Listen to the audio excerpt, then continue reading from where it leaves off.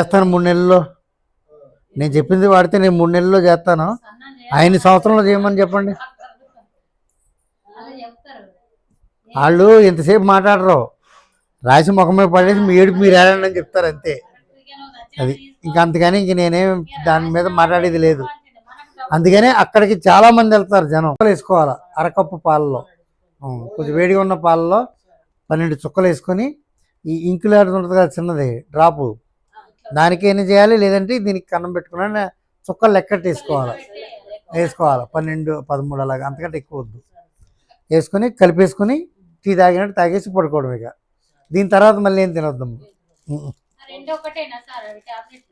Tablet రెండు ఒకటే, కాకపోతే ఆవిడకి ఎప్పుడో 112 దాటింది కదా, అందుకు డబల్ పెట్టాను. అదే 70-80 అయితే అని పెట్టాం.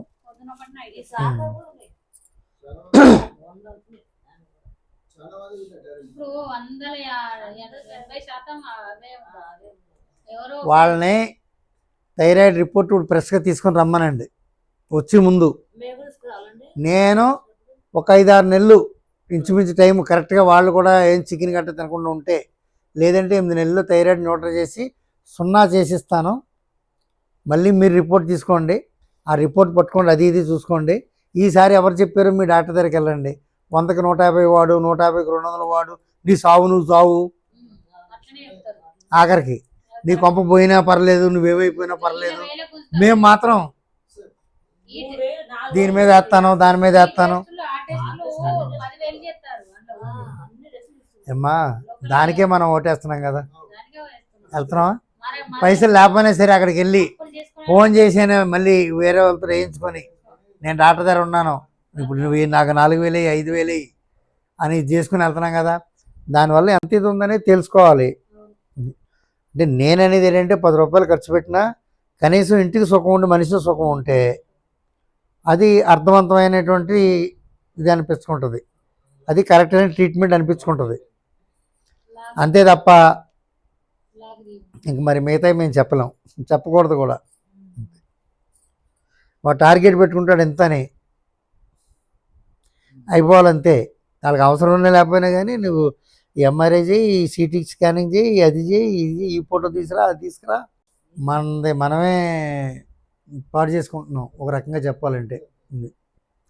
డబ్బు పోయే దరిద్రం పెట్టి అంటారు కదా, డబ్బు ఇచ్చుకొని వాళ్ళకి ఇచ్చేసి అన్నీ ఇంత కాదు అంత కాదు, ఏముంది ఏమి లేదు. ఏమ్మా ఒక మాట అడుగుతాను చెప్పు, మనకు తెలియని ఏమున్నాయి? మనమే కదా వీళ్ళందరినీ ఇలా పోషిస్తున్న వాళ్ళని. 10 రోజులు వెళ్ళడం మానేయమ్మా, ఇంట్లోనే ఉప్మా చేసుకుని తిను, ఇంట్లోనే పప్పు చేసుకుని అన్నం పెట్టుకుని తిను.